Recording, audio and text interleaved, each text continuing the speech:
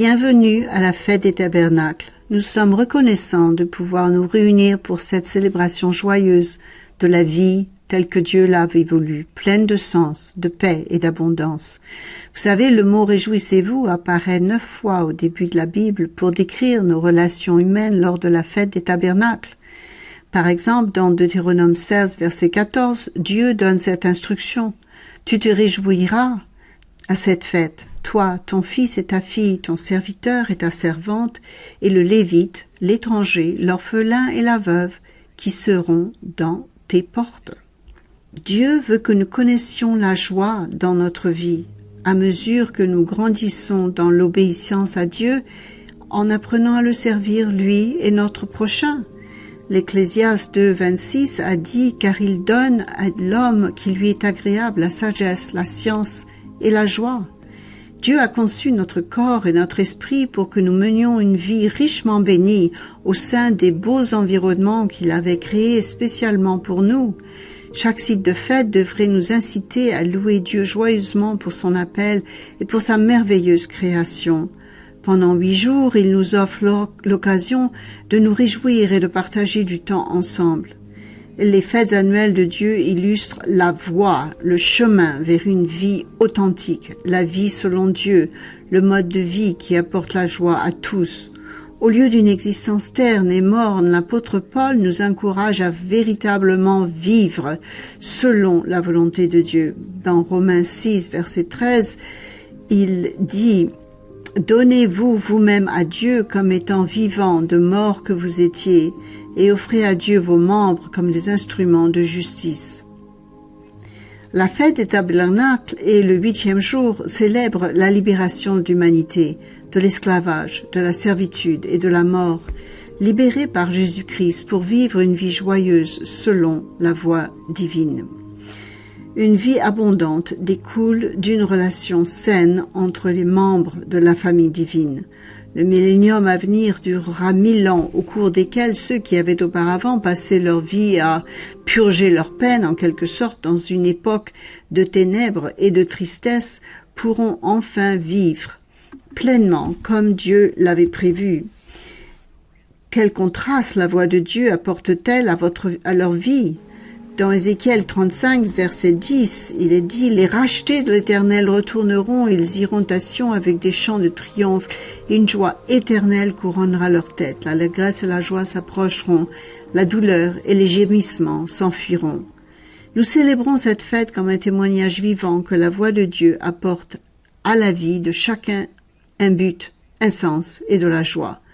En anticipant la réalité que nous allons servir de guide sage et expérimenté aux générations futures, vous êtes-vous déjà demandé « Mais qu'est-ce que j'enseignerai exactement aux gens pendant le millénium ?»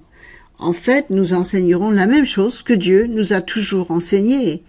Dans Deutéronome 28, versets 1 à 6, Dieu dit « Si tu obéis à la voix de l'Éternel ton Dieu en observant et en mettant en pratique tous ces commandements que je te prescris aujourd'hui, tu seras béni dans la ville et tu seras béni dans les champs. Le fruit de tes entrailles, le fruit de ton sol, le fruit de tes troupeaux, les portées de ton gros et de ton menu bétail, toutes ces choses seront bénies.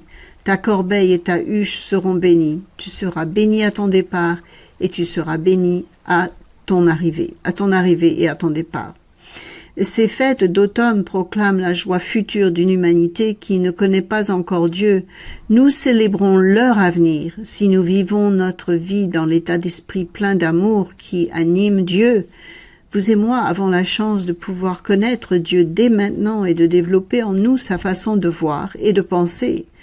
Dans Jacques 1, verset 18, il est dit « Il nous a engendrés selon sa volonté par la parole de la vérité, afin que nous soyons en quelque sorte les prémices de ses créatures. » La volonté de Dieu pour nous est clairement énoncée ici.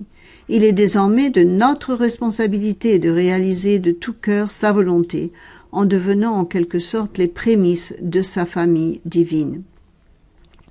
D'ici au millénaire à venir, l'humanité connaîtra son époque la plus tragique, au point de s'anéantir presque complètement. Ésaïe 24, verset 5, parle de cette époque. Il est dit, le pays était profané par ses habitants, car ils transgressaient les lois, violaient les alliances, ils rompaient l'alliance éternelle. C'est pourquoi la malédiction dévore le pays, et ses habitants portent la peine de leurs crimes. C'est pourquoi les habitants du pays sont consommés, et il n'en reste qu'un petit nombre. Tout comme l'Égypte antique, Dieu plongera alors la terre dans les ténèbres. Cet état reflètera une société dépourvue de Dieu et de piété. Dans Ézéchiel 32, versets 7 à 8, il est dit « Quand je t'éteindrai, je voilerai les cieux et j'obscurerai leurs étoiles. Je couvrirai le soleil de nuages et la lune ne donnera plus sa lumière. J'obscurcirai à cause de toi tous les luminaires des cieux et je répandrai les ténèbres sur ton pays, dit le Seigneur l'Éternel. » Au cours de cet événement d'obscurité universelle, la 7e trompette retentira et Jésus reviendra en tant que la lumière du monde. Dans Luc 17, verset 24, « Car comme l'éclair resplendit et brille d'une extrémité à l'autre, ainsi sera le Fils de l'homme en son jour. »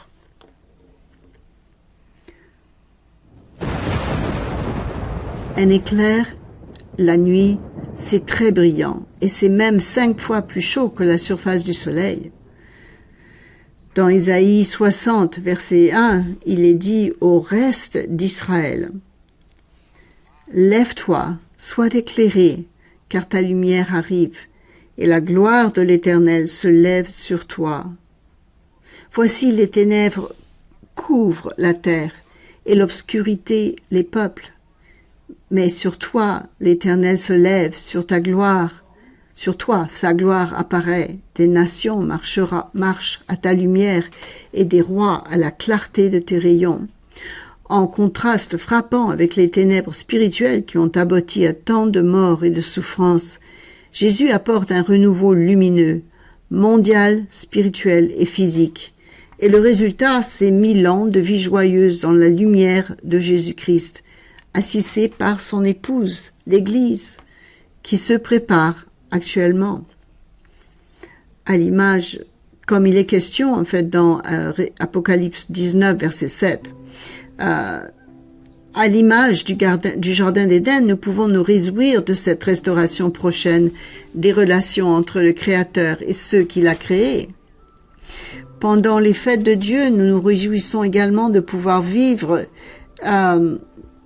une vie bénie par Dieu aujourd'hui et en tâchant d'accomplir le travail assigné à l'Église, nous avons hâte de pouvoir assumer nos futurs rôles dans le millénium où nous soutiendrons Jésus-Christ dans l'ère qui suivra celle d'aujourd'hui. Dieu attend depuis longtemps que nous entrions dans son royaume divin et que nous servions avec Christ pendant la période que cette fête représente. Et dans Éphésiens 1, verset 3, béni soit Dieu, le Père de notre Seigneur Jésus-Christ, qui nous a bénis de toutes sortes de bénédictions spirituelles dans les lieux célestes en Christ. En lui, nous a élus. Dieu nous a élus avant la fondation du monde pour que nous soyons saints et irrépréhensibles devant lui, nous ayant prédestinés dans son amour à être ses enfants d'adoption par Jésus-Christ, selon le bon plaisir de sa volonté. En lui, nous sommes aussi devenus héritiers, ayant été prédestinés, suivant la résolution de celui qui opère toutes choses d'après le conseil de sa volonté, afin que nous servions à la louange de sa gloire. Nous qui d'avance avons espéré en Christ. Il n'y a jamais eu, il n'y aura jamais plus un tel privilège que celui qui est accordé à ceux de la première résurrection, les prémices dans le royaume de Dieu, toujours avec Christ, rendu semblable à lui et devenu par analogie son épouse. Concluons en nous rappelant le rôle dynamique que Dieu prépare pour vous et moi pendant le millénium que cette fête représente.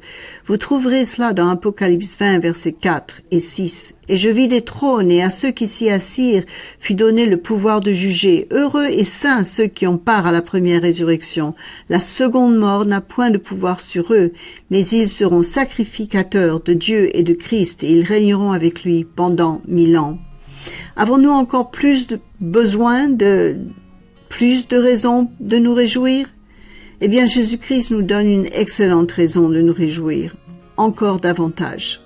Luc 10, verset 20, Jésus dit « Mais réjouissez-vous de ce que vos noms soient écrits dans les cieux. » Réjouissons-nous tous ensemble avec Dieu et les uns avec les autres en célébrant des vies vécues selon la voie de Dieu, aujourd'hui, demain et pour toujours. Joyeuse fête.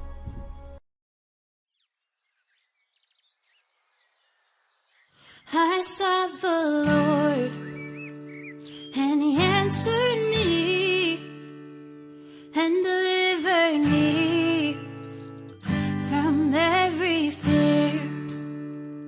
Those who look on Him are radiant. They'll never be ashamed. They'll never be ashamed. This poor